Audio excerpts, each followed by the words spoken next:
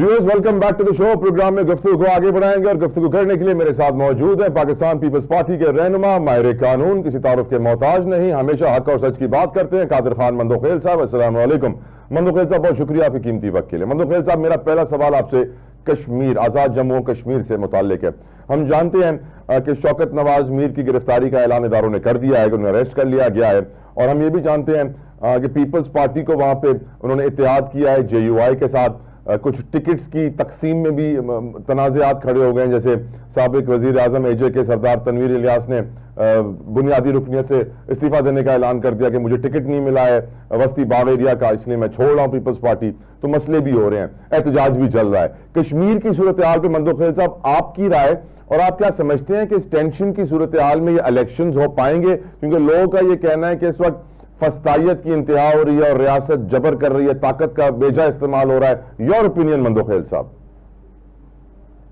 बहुत शुक्रिया जतोई साहब। सबसे पहले जो बीच में खबर आई थी कि PTI को बाकायदा अलाउ कर दिए हाई कोर्ट कश्मीर ने, और तो मैं बड़ा खुश हो गया। मैंने कहा ये बड़ा अच्छा इक़दाम है। उसकी वजह ये कि जो कश्मीर की सूरत चल रही है, जिस तरह हमारा दुश्मन मुल्क हिंदुस्तान उसके अंदर टांग अड़ा रहा है, और ऐसी सूरत में हमने अपने लोगों को एक साथ जोड़ना है, न कि कुछ थोड़ा सी भी चंगारी जो है ना वो बहुत बड़ी जो है ना वो एक आग की लपेट आ सकता है।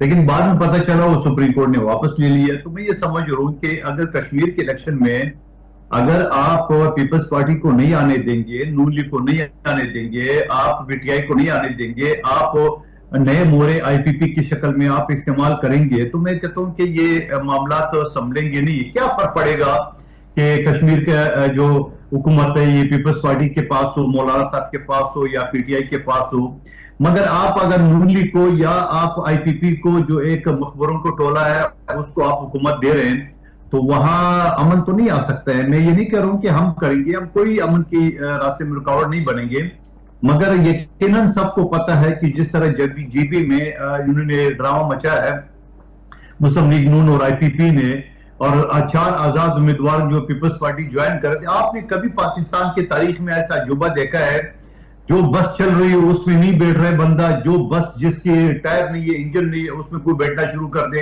ये यानी मेरा मतलब है कि जो हुकूमत बनाने की पोजीशन पार्टी थी पीपल्स पार्टी, उसमें नहीं, एक ऐसी पार्टी में शमूलियत कर ली है जिसका एक सीट भी नहीं है, जिसने कभी GB देखा भी नहीं हो। मैं IPP की बात कर रहा हूं। तो ऐसी सूरत से जो ना वो मजीद शक शोबात पैदा होंगे और मजीद जो ना वो जो स्टेबिलिटी है वो चीज नहीं आएगी। यकीनन आप देख रहे हैं कि अगर आप बड़ी पार्टी को आप हुकूमत से बाहर रखेंगे तो बड़ी पार्टी खामोश नहीं बैठेगी, एहतजाज तो करेगी और हर चीज पे नकीद भी करेगी, उनका हक है। तो मैं ये समझ रहा हूँ कि जो GB में ड्रामा मचाए, मैं उम्मीद करता हूँ कि वो GB वाला ड्रामा कश्मीर में ना मचाए। मंदोखेल साहब, आपके इल्म से मैं इल्म हासिल करना चाहता हूँ, इसलिए आपसे पूछ रहा हूँ, क्या फर्क पड़ेगा अगर ये मुहाजिरीन की सीटें AG के असेंबली से खत्म कर दी जाएं?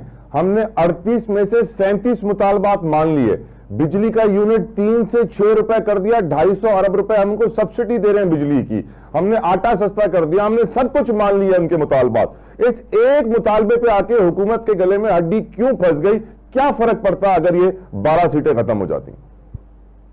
देखिए, फर्क यह पड़ता है कि जो 23 लाख लोग पाकिस्तान के चारों सूबों में आबाद है, अपने घर बार छोड़ के कश्मीर की आजादी के लिए है वो जद्दोजहद कर रहे हैं, और अक़वाम मुत्तहिदा की जो करारदाद है 1948 का और उसके मुताबिक, तो अगर आप वो सीटें खत्म करेंगे तो फिर यकीनन दिल आजारी होगी और आपकी जो कश्मीर काज है उसको नुकसान पहुंचेगा। लेकिन ये मुतालबा पहले नहीं था, ये मुतालबा एक्शन कमेटी ने अब डाला। उसकी वजह यह है कि यहाँ हुकूमती उहदेदार जैसे वजीर दिफा कहते हैं कि वो रावलाकोट तो कश्मीर का हिस्सा ही नहीं है, वहां के रहने वाले तो कश्मीरी नहीं है, और फिर राना सनावाला कहते हैं कि ये जो पंजाब की सीटें हैं, पाकिस्तान की 12 सीटें वो हमारी जेब में है। वो वीडियो आपकी नजर से गुजरी होगी जो राना सनावाला मैंने खुद देखी थी। राना सनावाला कहता है कि पंजाब की जो हमारी 10 सीटें हैं वो ब्यूरोक्रेसी के साथ बिठा देंगे हम उम्मीदवारों को, ये सीट कहीं नहीं जाते। तो आपका पार्टी का जो मेन बंदा है वो अगर इस तरह बात करेंगे तो उस एक्शन कमेटी की जो मुतालबा है, जो मेरे हिसाब से नाजायज मुतालबा है, उसको तकरीर तो मिलेगी ना। फिर उसको फिर वो लोग तो कहेंगे, देख लें जब आप सीटें पहले से जेब में लेके जा रहे हो तो आप जमहूरियत तो नहीं, आप जो है ना असम्बली के ऊपर असर अंदाज होंगे। हालांकि कश्मीर की बाकी सीटें भी ज्यादा है, لیکن کیا ضرورت ہے کہ حکومت کے ایک اعلیٰ عہدیدار کا اس طرح کی بیوقوفانہ باتیں کر کے اور ایکشن کمیٹی کی جو ایک آگ جل رہا ہے اس پہ مزید تیل چھڑکنے کی؟ بالکل ٹھیک. اب بڑھتے ہیں مندوخیل صاحب آپ سے کشمیر، آزاد جموں کشمیر کے بعد تھوڑا افغانستان کے سوال پوچھنا چاہتا ہوں آپ سے. اب ہم جانتے ہیں کہ صورتحال خراب ہوتی جا رہی ہے، ایسکیلیٹ ہو رہی ہے مندوخیل صاحب. افغان فوج کی طرف، افغانیوں کی طرف سے یہ کہا جا رہا ہے کہ انہوں نے کوئی ڈرون اٹیکس کیے ہیں پاکستان کے اندر دہشت گردوں کے ٹھکانوں پر، آئیسس کے ٹھکانوں پر.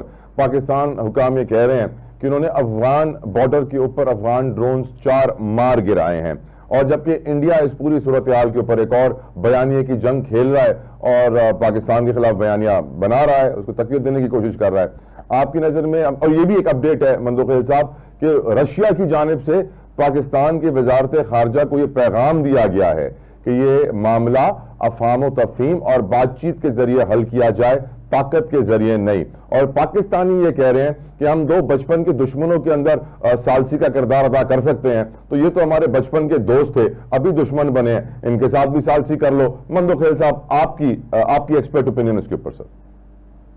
دیکھیے میں آپ کو تھوڑی سی تاریخی بات بتاؤں. میرے ایریا اسی ٹرائبل ایریا سے 1979 میں جب یہ رشین ایک پریشر ہے وہ قبضے کی کوشش کی ہے، اور اس وقت سے یہ مہاجرین پاکستان میں آئے ہیں اور لگ بھگ 40-50 لاکھ لوگ یہاں پہ آباد ہو گئے، جن کی پڑھ پوتے بھی ہو گئے یہاں پہ. اب یہ صورتحال ہے، تم نے یہ سمجھو کہ ایسی صورتحال میں پھر میں یہ بھی تاریخی بات بتاؤں کہ جو پہلے جو 96 میں طالبان کی حکومت آئی تھی تو پنشیر وادی پہ وہ قبضہ نہیں کر سکے، یعنی وہ جو دوستم رشید دوستم تھے ان کے ایریے میں. مگر جب دوبارہ طالبان آئے ہیں تو اس پہ بھی قبضہ ہو گیا. تو آپ، میں کہتا ہوں آنکھیں بند کرنے سے تو کوئی نہیں ہو، تو پاکستان کی مدد سے پنشیر وادی پہ جو نا وہ طالبان یہ کامیابی حاصل کی. یعنی جو طالبان کامیابی اپنے ملک میں آپ کے بغیر وہ حاصل نہیں کر سکتے تھے، اس طالبان کو آپ نے قائل کرنے میں آپ کیوں ناکام ہو گئے؟ ان طالبان کے ساتھ جو ہمارے آرمی چیف یا ہمارے ISI چیف جنرل فیض وہاں پہ چائے کا کپ ان کے ساتھ پیتے تھے اور فوٹیج بھی آتے تھے، تو کیوں وہ کوشش نہیں کی جا رہی ہے؟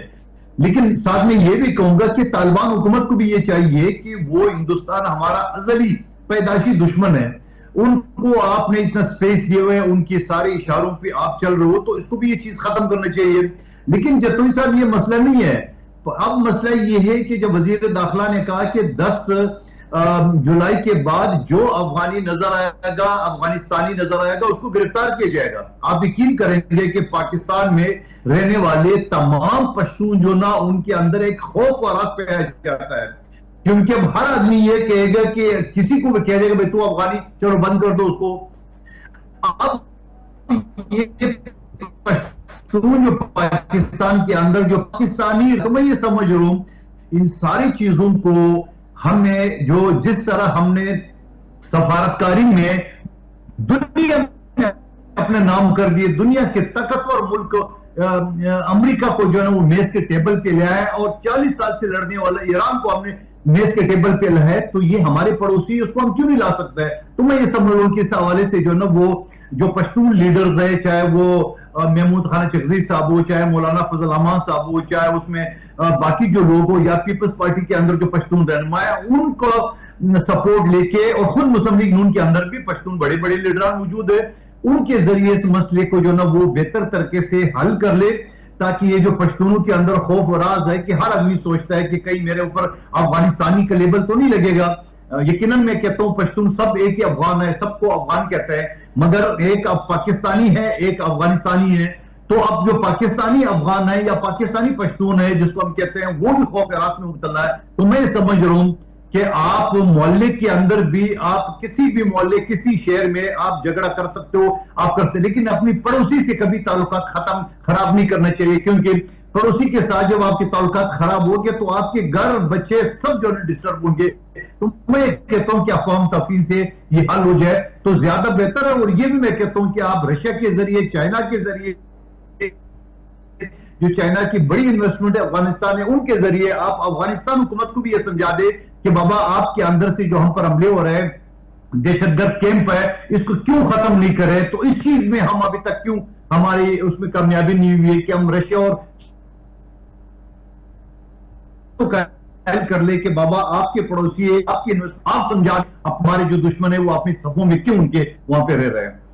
بلدیہ فیکٹری کیس کے بھولا اور چھولا کو جو ریلیف ملا تھا عدالت سے، اس کو سندھ حکومت نے سپریم کورٹ میں چیلنج کرنے کا فیصلہ کر لیا ہے. ایکویٹل ورڈکٹ کو سپریم کورٹ میں سندھ حکومت لے کے جا رہی ہے. آپ کی کیا امیدیں ہیں سپریم کورٹ سے مندوخیل صاحب؟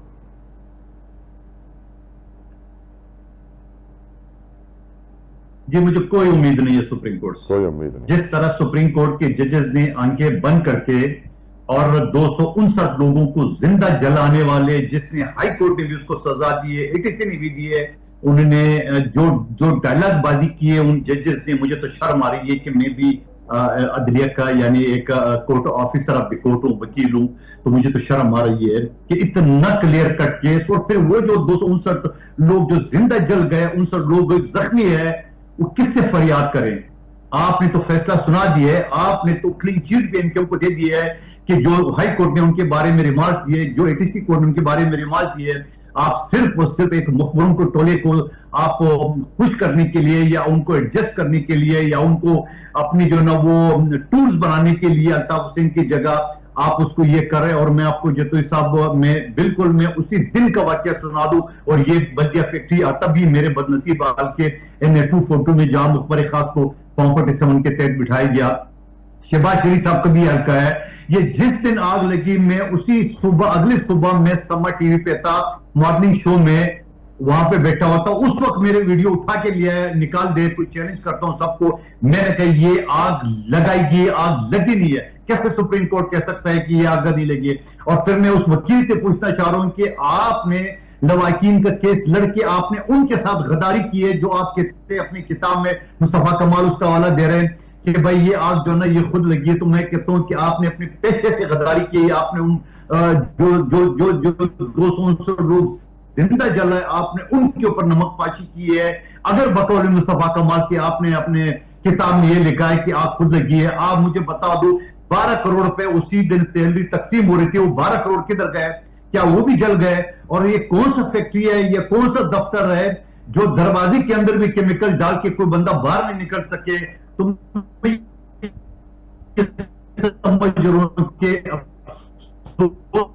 کا مقام ہے.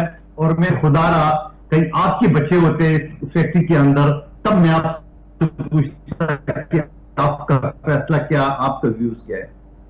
آخری سوال صاحب، کیونکہ آپ ماشاءاللہ سے ماہر قانون بھی ہیں اور آپ کے پاس اتنے سارے کیسز آتے ہیں مندوخیل صاحب، آپ سوسائٹی کو بہت غور سے دیکھتے ہیں، اس کو انڈرسٹینڈ کرتے ہیں.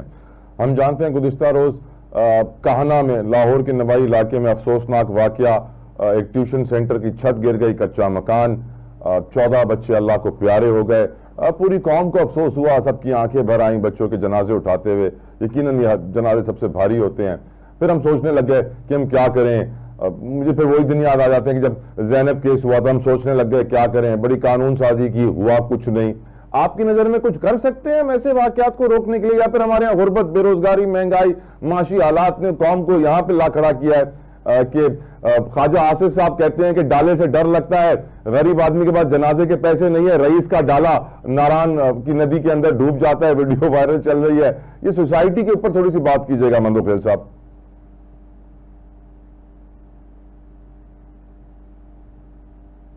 ہم نے 2 نوجوانوں نے خودکشی کی بے روزگاری کا، اور ابھی 2 دن پہلے آپ نے اس بدنصیب باپ بزرگ کو دیکھا جس نے اپنے جوان بیٹے کو بغیر کفن کے وہ دفنا رہا تھا. اس سے زیادہ دردناک، اور میں کہتا ہوں کلیجہ پھٹ جاتا انسان کا جب یہ سنتا اور وہ منظر دیکھا. لیکن آپ نے دیکھا کہ اس کا حوالے سے پنجاب گورنمنٹ کا کوئی بیان آیا، کوئی امداد آیا، کوئی ایسے موقع جب 11 ارب روپے کے آپ نے جہاز خریدے، آپ نے کروڑوں کی گاڑیاں خریدی ہے، آپ نے پتہ نہیں کیا کچھ اپنے لیے سہولیتیں پیدا کی ہے، تو کیا اس غریب کا کسی نے پوچھا؟ کوئی نیوز آپ کی نظر سے گزرا کہ پنجاب حکومت نے کیا کیا ہے؟ پھر یہ جو 35 بچے دب کے ایک مکان کے نیچے جس کا نام ٹیوشن سینٹر ہے اس کے نیچے آئے، اور وہ بتا رہے کہ 3:30 بجے جو نا وہ چھت گری، اور 4:45 بجے وہاں پہ ریسکیو ٹیم میں ایمبولنس گئی ہے.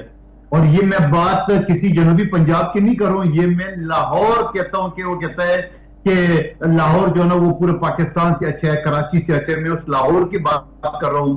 اس کے لیے کسی نے لب کشائی کی، اس کے اندر کوئی ندامت، کوئی شرم، کوئی آیا، کوئی اس ٹائپ کی بیانات آئے جو خواجہ آصف اکثر دیتے رہتے. تو میں یہ سمجھ رہا ہوں کہ بے بسی ہے، اور روز یہاں پہ خودکشیاں، روزانہ یہاں پہ اس طرح حادثات، آپ سندھ کے اوپر، کراچی کے اوپر، تو چھوٹی سی بات پہ آپ بڑے بڑے بیانات دیتے ہو. کیا آپ کی اپنی جو سب سے کروڑوں اربوں روپے آپ نے خرچ کیے شہر لاہور کا، باقی پنجاب تو آپ بھول گئے، اس کے اندر اگر اس طرح واقعات سانحات ہوتے ہیں اور آپ کی ایمبولینسیں نہیں پہنچتی، آپ کی گاڑیاں نہیں پہنچتی، آپ کی پولیس کو کانوں کان خبر نہیں ہوتی، یعنی 1.25 گھنٹے بعد وہاں پہ ایمبولینسیں پہنچی ہے. لاہور شہر کی باتیں میں کر رہا ہوں. تو میں یہ سمجھ رہا ہوں کہ بے بسی ہے، اس کے علاوہ کچھ نہیں ہے. بہت بہت شکریہ قادر خان مندوخیل صاحب، آپ کے قیمتی وقت کے لیے. ہمیشہ آپ کی آراء حق اور سچ کے ساتھ کھڑی ہے. I always respect your opinion. اسی وجہ سے حضور بہت شکریہ مندوخیل صاحب. اس پروگرام کا وقت تمام. آپ کا فیڈ بیک سوشل میڈیا پہ ضرور بھیجا کریں. اٹس ویری امپورٹنٹ فار اس. اپنا خیال رکھیے گا. انٹل ٹمارو، اللہ حافظ.